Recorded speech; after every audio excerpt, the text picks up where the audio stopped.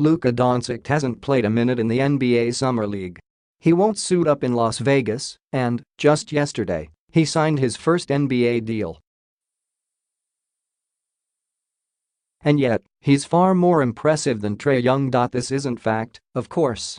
This is based purely on the public's perception and fascination with summer basketball, which exists to give us a first chance to see rookies and a license to crystal ball about their impact in the league.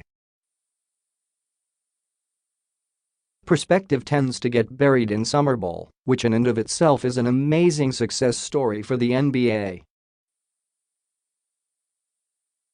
The public interest in seeing a bunch of basketball dreamers is almost as intense as the scorching heat that greets fans who come in droves.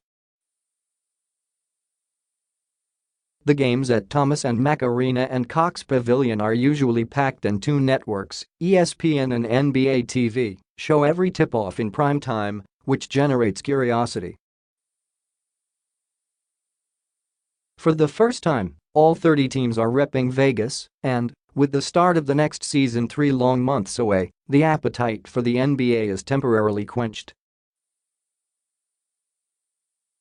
The dirty little secret is most of these players say 75% won't be on a roster when LeBron James makes his debut with the Los Angeles Lakers this fall. And of the remaining players, only a handful say 5 or 6 will make noise as rookies. That said, Young isn't tearing it up in summer ball, and the armchair experts are eating that up. He's the most watched player in Vegas, mainly because he's the most polarizing player in Vegas.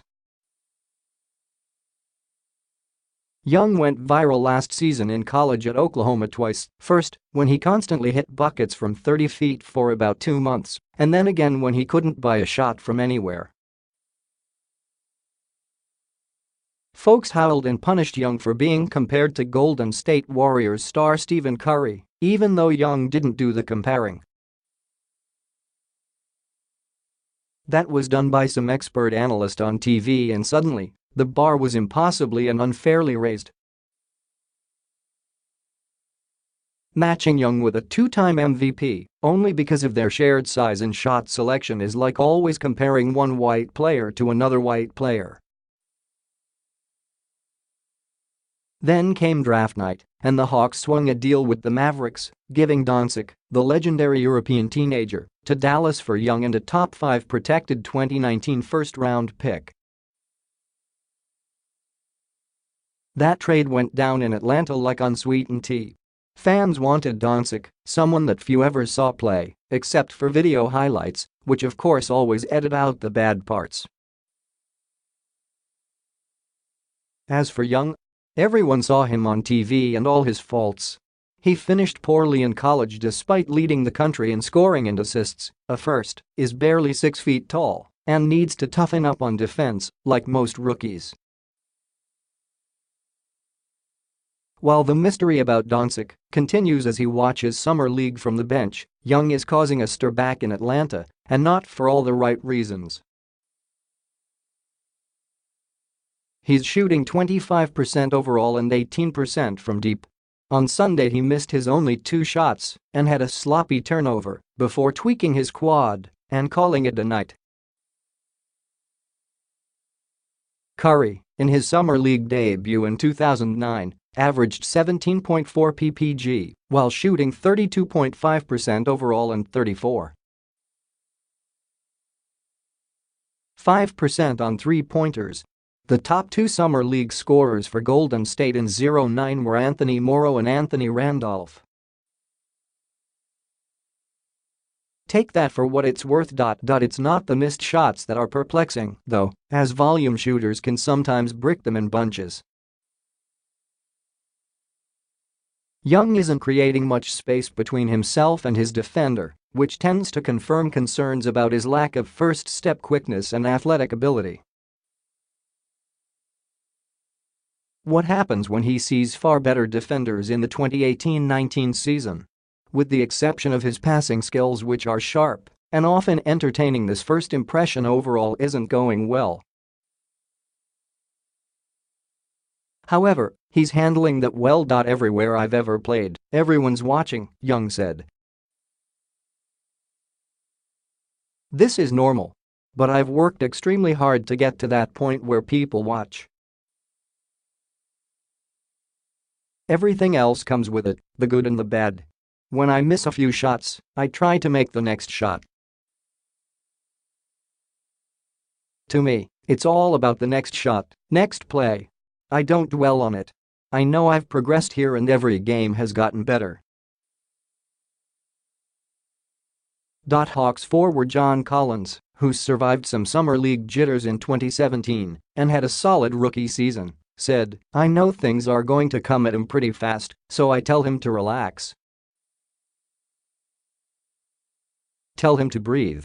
I know he has a lot of pressure on him. Whenever I see him make a good play, I know what he's capable of doing.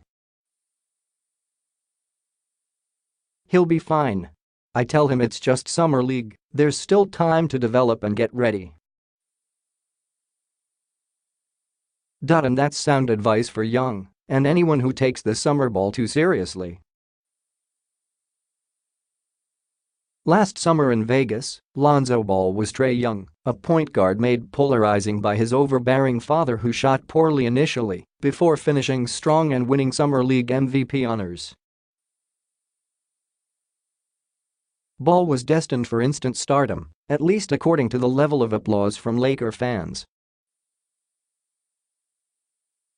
Then he shot 36% and 30.6% on three-pointers last season. With LeBron in the fold, the Lakers just signed Rajon Rondo to help with, or take over, the point guard duties. What do Jared Bayless, Glenn Rice Jr., Tyus Jones and Randy Foye have in common? All were Summer League MVPs. None did anything in the NBA that anyone can remember. While Young clanked shot after shot, another player the Hawks bypassed in the draft had a strong start. Jaren Jackson Jr., taken fourth by Memphis, showed a three-point touch and solid instincts as a rim protector. The reaction was all positive.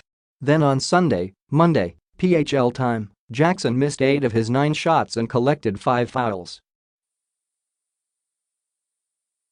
As is usually the case, Summer League fame can be fleeting. Maybe the best place to be is on the bench, like Doncic, and keep people guessing that you're really good.